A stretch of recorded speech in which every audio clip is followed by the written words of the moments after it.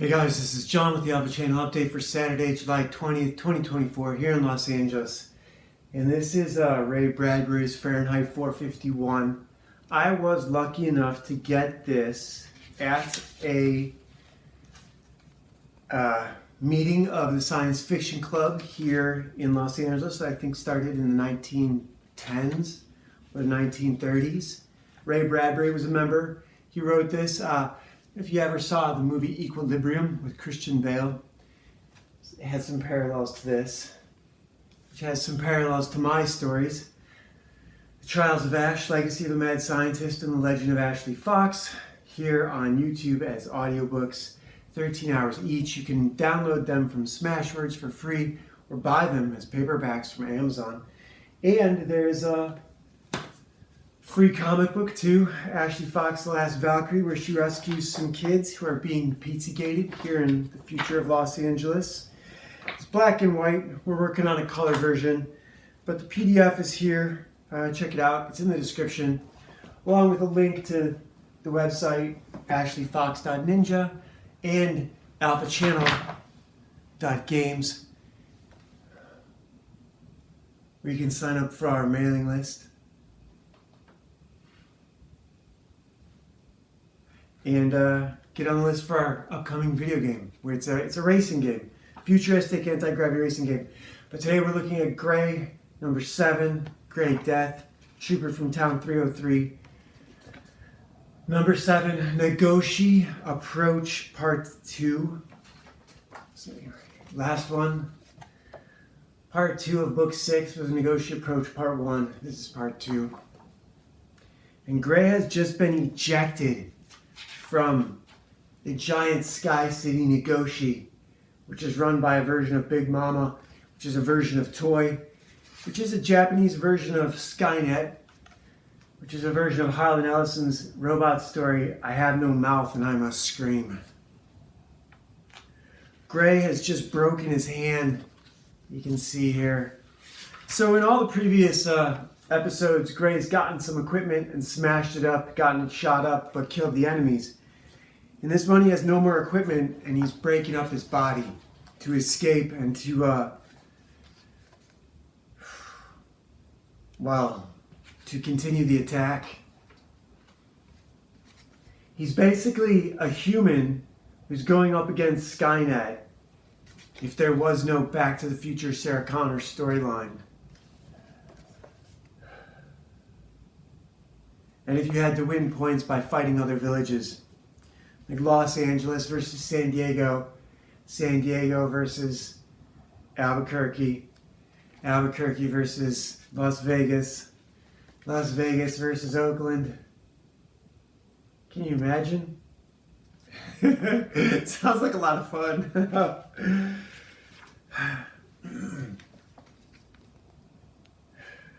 Gray at some point here completely loses his arm. He's still got it. Okay, this is where we're at. Well, he sets off the sprinklers on these bots, which is pretty clever. But he needs more of them.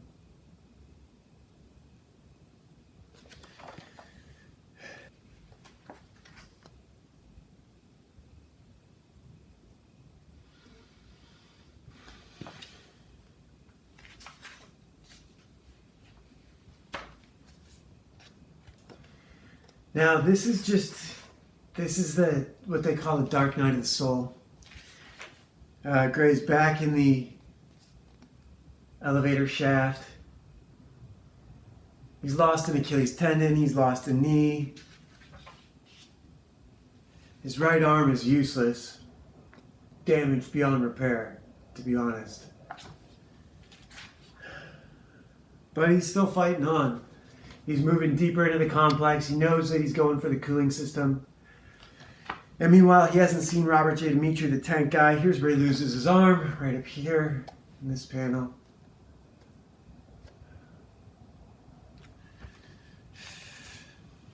So, last one right arm.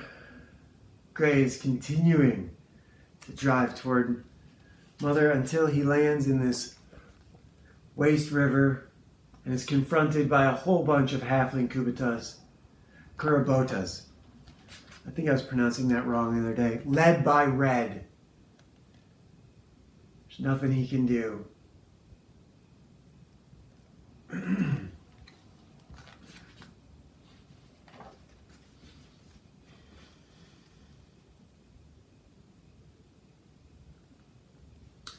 Gray passes out, and now we have a story with Laura and Red where they decide to rebuild him and give him new arms. I think he gets one new leg. He gets a new eye.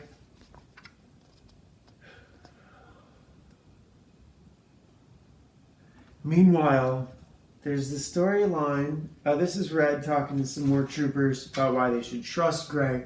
And here we get this little dog. This little dog is actually Robert J. Dimitri, and he attacks Mother. He thinks Gray's dead. He doesn't realize he's been rewired. Here he is some more. This little two-legged dog. His back legs are kind of a balancing system. Gray is meanwhile, let's see, is this where? Not yet. I believe Gray is waking up, finding out he's half robot.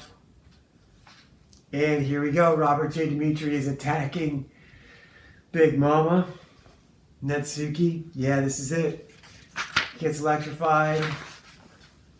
Meanwhile, Gray is standing up, fully cloaked, fully dressed, and the alarm goes off. And I was saying earlier, I've had to shoot this again earlier because I got back from skating, I was all sweaty. And Gray and Red gave Gray back. Red didn't know whether Gray was going to be on his side or not. And he didn't wait to give him a new body. He suited him up and then let him decide, and then stood in front of him and said, I can't let you go if you're not on my side. And Gray respected that, and so here they're going to have a samurai duel. Like, Gray is back in at the moment he's ready, really. And he's fighting Red. His first fight is against Red. This is just a great comic. This is a great, and Nagoshi itself is under attack. Nagoshi is a giant sky city.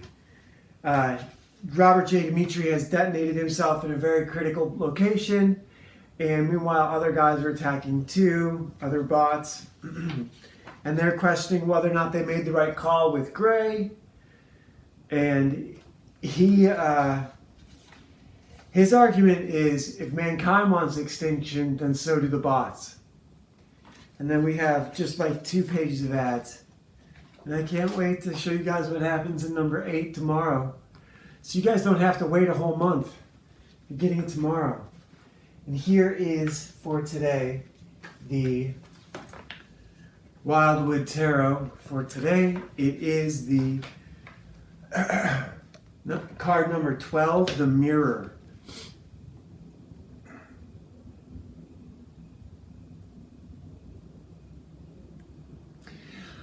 I talked on this channel before about Brisingamen and Freya, and I don't want to bring that up again right now. You can see she's got sort of these octopus legs underneath the water. And I posted, there's a bit from Aeon Flux about the mile-high jellyfish and the flying saucermen.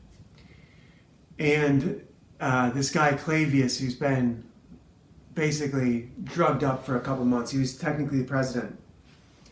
What does that have to do with any of this? It's just good science fiction. Octopuses are great science fiction. The Hydra that the world is facing these days is practically science fiction. The whole internet outage, it's almost a joke. It's almost a joke at this point. I hate to say that because it's very serious. And I believe it's sincere too. What do you idiots win if you kill Trump? You don't win anything. All you win is the enmity of half the country. Or more than that. It's really kind of nonsense. I talked about this a lot less in the first take of this. I really kind of said nothing at all. And again, people who can't control their own emotions try to control other people's behavior. Are you such a loser you can't tell when you've won? Who would undo slavery if they had to go back to Africa? The only good thing to ever come out of Africa was Tarzan. Look at 65,000 years of evolution, and you got Europe, and you got Asia, and you got the Middle East, and you got Africa, and you got South America, and now you have North America. And it is what it is. Tearing down some statues in Charlottesville, North Carolina ain't going to change that. Changing the demography of who gets to go to the Ivy League schools ain't going to change nothing. It is what it is. Enjoy your summer. I hope you guys are having a great time. Do comic books. Don't do war. Don't do civil war. Stop trying to kill people. It ain't going to help nothing. I didn't talk about this earlier. I heard an interview that Andrew Anglin gave with like an NBC affiliate for some local area back before he was completely shuttered from all media. And they asked him, "Are you really trying to start a race war?" And he said, "Come on, Jeff. Let's pretend the guy's name is Jeff or Joe or Bob or whatever. Come on, Bob. Are you serious? There's more white people on the planet today than there ever has been in the history of the world. We're not going anywhere. This is just for fun. It's kind of like your news show. You're not required to be factual anymore, right? You're entertainment. This is all entertainment." Now, for him, yes. However, getting shot at, that's probably not so much fun. I've been shot at before. I've been shot at recently here in Los Angeles at a skate park. Shot at the ground in front of me to make a point. Everybody's dangerous these days. I hope you guys are having a great summer. Talk to you tomorrow. Bye.